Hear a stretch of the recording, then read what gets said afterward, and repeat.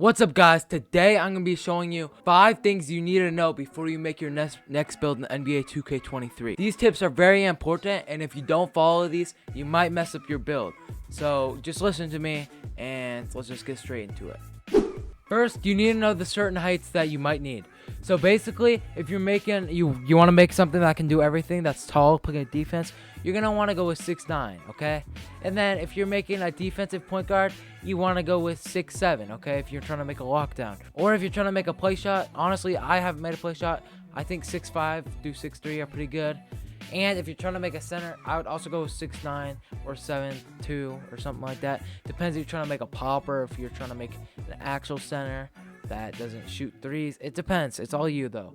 But I personally look up what kind of build you're trying to make, and then you can see the heights that other people are using, and you can still make it your own, but you can still use the heights that other people are also using. For number 2, when you're building your attributes, you have to think about what you need.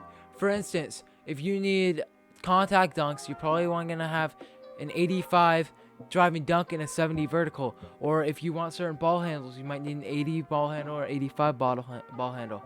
Or if you want certain dunk packages, all that crap. If you want a certain jump shot, you might need a higher three-pointer. So just think about what things you need to get certain animations, because if you don't get them, you might be mad in the future. For number 3, you may not know how physicals really work in this game, so you're gonna have to understand them.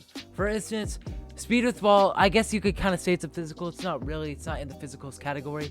But honestly, speed and acceleration mean more than speed with ball this year. So if you want speed, you're not going to want to go with speed with ball as much as you're going to want to go with acceleration, which I think is the most important, and then speed. Also, strength is really important. You want strength because if you get bully is a really good badge. You probably want bully, and you get bully by getting strength. And also, you can just push around people with strength. Also, for vertical, you're going to need, I think, a 70 vertical to get contact dunks, so that's really important as well. And then stamina, you want at least a 90 to 99 stamina, depending on what your build is. If you're making a play shot, you probably want a higher stamina, up to like 95 to 99.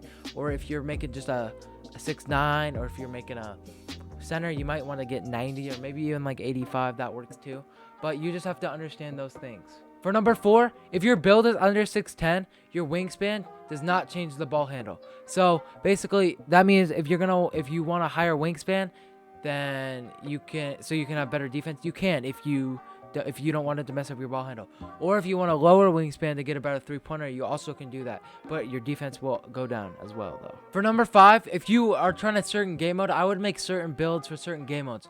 For instance, if you're going to play Rec, or if you're going to play Pro-Am, or if you're going to play anything like that, you're definitely going to want to have a more build. Like, you're going to want to have a build that's more set at one thing, like a pure lockdown or a pure play shot, or a pure center, because you don't want something that can do everything, because then you don't excel at one spot, and you have teammates that can excel at one spot. So you probably want better things that can focus on one thing for those game modes.